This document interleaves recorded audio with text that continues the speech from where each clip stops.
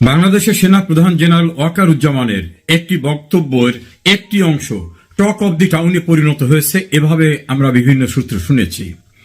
সেই বিষয়টা নিয়ে কথা বলতে চাই। প্রিয় দর্শক শ্রোতা, আসসালামু আলাইকুম। যে যেখানে আছেন নিশ্চয়ই ভালো আছেন, ভালো থাকবেন এটাই প্রত্যাশা করি। সেনাপ্রধান ওয়াকারুজ্জামান তার দরবারে সেনা কর্মকর্তা এবং জওয়ানদের উদ্দেশ্যে যে সকল বক্তব্য রেখেছেন সেটা তার ডিপার্টমেন্টের সঙ্গে সংশ্লিষ্ট, কিন্তু একটা পার্টির বক্তব্য নিয়ে ব্যাপক আলোচনার সৃষ্টি হয়েছে। সেনাবাহিনী, ক্যান্টনমেন্ট এবং সেনাপ্রধানকে ঘিরে সাম্প্রতিক সময় খুব বেপরোয়াভাবে গালিগালাজ, হুমকি চলছে। এই বিষয়টা নিয়ে তিনি নাকি বক্তব্য রাখতে গিয়ে বলছেন, ওরা ছোট, ওরা বড় হলে তখন ওদের ভুল বুঝতে পারবে, তখন ওরা লজ্জা পাবে। এটা নিয়ে আলোচনা হয়েছে। কারণ যারা হুমকি দিচ্ছে, গুড়িয়ে দিচ্ছে, তারা কারা? তাদের ভিতরে 3 জন আছেন বিদেশি অনলাইন অ্যাক্টিভিস্ট।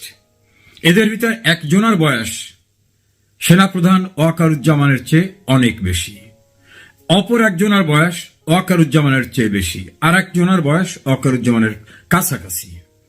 তাহলে এদের কাউকে ছোট বলার সুযোগ নাই।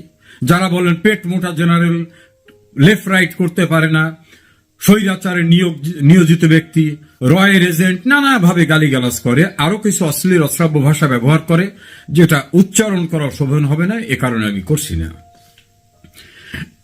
দেশের একটি রাজনৈতিক দল, সবাই বলে কিংস পার্টি, এই কিংস পার্টি যিনি সদস্য সচিব, তিনি তো বলছেন সেনাপ্রধান কিভাবে বলে ডিসেম্বরের মতো নির্বাচন হতে হবে। এটা কি তার ম্যান্ডেট? এটা কি তার জবের ভিতর পড়ে? তিনি যাতে কথা বলতে পারবেন না। তিনি তার আরেকটি বক্তব্যের শেষ প্রান্তে এসে বলছেন, ডিজিএফআই এর হেডকোয়ার্টার গুড়িয়ে দেব। ইতোপূর্বে আর একজন ওই পার্টির নেতা, তিনি বলছেন যে সেনাপ্রধান তার ভাষায় স্বৈরাচারী আওয়ামী লীগকে পুনর্বাসন করতে চায়, আমাদেরকে সেই প্রস্তাব দিয়েছিল ডেকে নিয়ে। পরবর্তীতে সেনাবাহিনীর পক্ষ থেকে এটার প্রোটেস্ট করা হয়েছে। কিন্তু একজন সেনাবাহিনীর সিটিং জেনারেল প্রধানকে যখন বলা হয় যে তিনি এই বলেছেন আমাদেরকে, এটা যদি সত্য হয় একটা বিষয়, সত্য না হলে সেনাপ্রধানের বিরুদ্ধে এই মিথ্যাচার, এটা কি বড় ধরনের একটি অপরাধ নয়? আর একটি আছে ইনকলাব মঞ্চ নামক একটি মঞ্চ। সেই মঞ্চের মুখপত্র মিস্টার হাদি, তিনি তার বক্তব্যের এক প্রান্তে গিয়ে বলছেন, ক্যান্টনমেন্টের একটা ইট থাকবে না, প্রতিটি ইট খুলে নিয়ে আসবো। এই আন্দোলন, জুলাই আগস্টের কথিত আন্দোলনের নেতারা আরো অনেক খুবই আরো আপত্তিকর কথা বলেছেন। তাদের যারা অভিভাবক, তাত্ত্বিক তত্ত্ব দেয়, তারাও খুব খারাপ খারাপ কথা বলেছেন। আগে করতেন সেনাপ্রধানের আক্রমণ, এখন ক্যান্টনমেন্ট, ডিজিএফআই সহ। পূর্বে একদিন সেনাপ্রধান বলেছিলেন, আমি ঠিক বুঝতে পারি না কিছু লোক কেন আমাকে এবং সেনাবাহিনীকে আক্রমণ করে।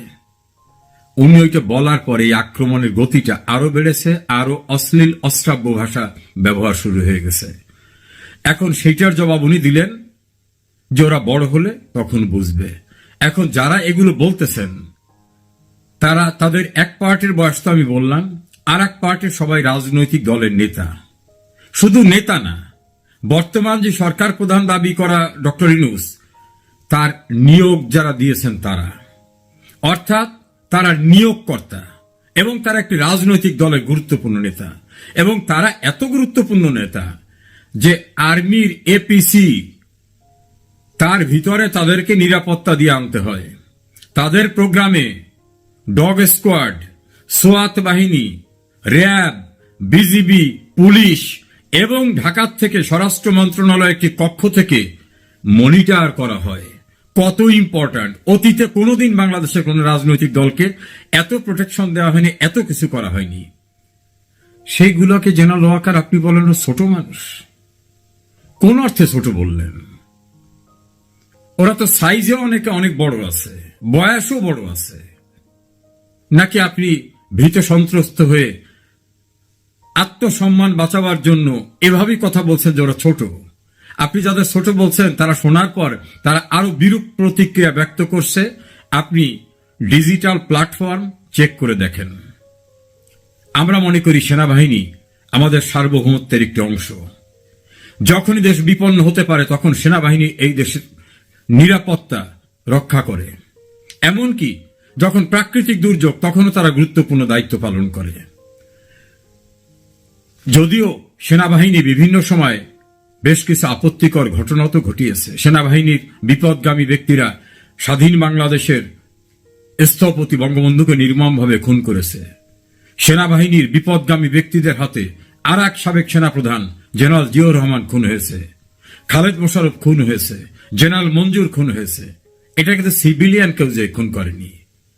আর এক পঙ্গু মুক্তিযোদ্ধা কর্নেল তাহের বাইরের কেউ যে তাকে খুন করে নাই। এই বিষয়গুলো আমরা মাথায় রাখার পরও মনে করি অ্যাজ এ হোল সেনাবাহিনী, দেশপ্রেমিক সেনাবাহিনী, বাংলাদেশের স্বাধীনতা সার্বভৌমত্বর অতন্দ্র প্রহরী। সেই সেনাবাহিনীকে যে কেউ হুমকি দিলে থাকবে এটা? আপনি তো দায়িত্ব নিয়ে বলছিলেন আমি দায়িত্ব নিলাম, আমার পর ভরসা রাখেন। আপনি দায়িত্ব নেওয়ার পরে দেশটি মব সংস্কৃতি বন্ধ হয়েছে? হয়নি। বিশ্বখ্যাত সঙ্গীত তারকা মমতাজকে কি নির্মমভাবে নাজেহাল করা হয়েছে। ঢাকা কোর্টে এবং নারায়ণগঞ্জ কোর্টে কিভাবে সিনিয়র রাজনৈতিক নেতৃবৃন্দদেরকে মবের শিকার হতে হয়েছে। এটা আপনি দায়িত্ব নিয়ে এবং পরেও যখন বলছেন যে আর মব সহ্য করা হবে না, এগুলো তার পরের ঘটনা। আপনার শপথ নেওয়ার সময় তো তিনটা শব্দ থাকে, প্রয়োজনে জীবনের বিনিময়ে বাংলাদেশের রাষ্ট্রপতি এবং সংবিধানকে রক্ষা করব। যখন বলা হয় সংবিধান ছুঁড়ে ফেলে দেব, এটা কোন সংবিধান, এটা ডাস্টবিনে ফেলে দেব। Is it not offence? এটা বড় অপরাধ না? এটা রাষ্ট্রদ্রোহিতার অপরাধ।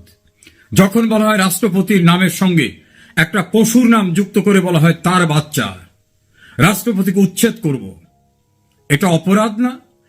এটা ইন্টিমিডেশন, এটা অপরাধ না? রাষ্ট্রপতি রাষ্ট্রের প্রতীক। আপনার দায়িত্ব, আপনার সেনাবাহিনীর দায়িত্ব তার নিরাপত্তা নিশ্চিত করা, তার সম্মান নিশ্চিত করা, তার প্রোটেকশন নিশ্চিত করা। কই তাদের বিরুদ্ধে তো কোনো আইনগত ব্যবস্থা হয়নি। এর প্রত্যেকটা কথা যে ক্যান্টনমেন্ট উড়িয়ে দেবো, ডিজিএফআই উড়িয়ে দেবো, আপনার বিরুদ্ধে যে কথাগুলো বলা হয়, গোটা ক্যান্টনমেন্টের বিরুদ্ধে যেটা বলা হয়, রাষ্ট্রপতির বিরুদ্ধে বলা হয়, এর প্রত্যেকটি ঘটনা আইনের দৃষ্টিতে রাষ্ট্রদ্রোহিতার অপরাধ। আপনি অপরাধগুলো দেখেন না? আপনি সেনাবাহিনীকে রাস্তায় নামিয়ে রাখছেন, দেশ ও জনগণের অতন্দ্র প্রহরী। এই অতন্দ্র প্রহরীরা দাঁড়িয়ে আছে বাঙালি জাতির তীর্থস্থান বঙ্গবন্ধুর ভবন, যেখান থেকে গোটা জাতির সমস্ত অর্জনের পরিকল্পনা হয়েছে, বাস্তবায়ন হয়েছে, সেটা গুড়িয়ে দেওয়া হচ্ছে। আপনার লোকরা সেখানে দাঁড়িয়ে রয়েছে। ঢাকায় মবের অত্যাচারে কোনো জায়গায় কেউ থাকতে পারছে না। ব্যবসায়ী থেকে শুরু করে শান্তিপ্রিয় মানুষ, ভিন্ন রাজনৈতিক দর্শনের মানুষ, সচিবালয়ের লোক, বিচারপতি, সবখানে মবের অত্যাচার। আপনার সেনাবাহিনী আছে, তাদের কাছে কমপ্লেন করলে তারা নাকি বলে আমাদের কোনো অ্যাকশনে যাওয়ার এখতিয়ার নাই, আমরা এমনি আছি, আমরা যদি কোনো এইড লাগে এইড দেব। আপনি তো দায়িত্ব নিয়েছিলেন। আচ্ছা, ম্যাজিস্ট্রেসি পাওয়ারটা নিয়ে কি করছেন? বাংলাদেশের যত জায়গায় মব হলো আপনি দায়িত্ব নেওয়ার পর, ম্যাজিস্ট্রেসি পাওয়ার নেওয়ার পরে, এই মবের একটা ঘটনায় তো কোনো অ্যাকশনে দেখলাম না। একটা অ্যাকশন দেখছি, সেনাবাহিনীর সাবেক প্রধান জেনারেল হোসেন মোহাম্মদ এরশাদের ভাই জাতীয় পার্টির জিএম কাদেরের বাড়িতে ঝামেলা হলে সেখানে সেনাবাহিনী গিয়েছিলেন এবং মবের সঙ্গে জড়িতদের ডেকে এনে তাদের ভুল ভেঙে দিয়েছেন। কিন্তু জেনারেল না হলেও যিনি জেনারেল পয়দা করেছেন, যার কারণে জেনারেল হতে পেরেছেন অনেকে, সেই বঙ্গবন্ধুর বাড়ি গুড়িয়ে দেওয়ার সময় কোথায় ছিলেন আপনারা? কি দায়িত্ব পালন করেছেন? সারা দেশে বঙ্গবন্ধুর মুরাল, বীরশ্রেষ্ঠদের মুরাল, মুক্তিযুদ্ধের বিভিন্ন স্মারক যখন গুড়িয়ে দেওয়া হয়, এটা দেশের স্বাধীনতা সার্বভৌমত্বের সংস্কৃতির অংশ। কোথায় আপনাদের ভূমিকা? বিভিন্ন ক্যান্টনমেন্টে তো বীরশ্রেষ্ঠদের, বঙ্গবন্ধুর মুরাল ছিল, সেগুলিকে আছে?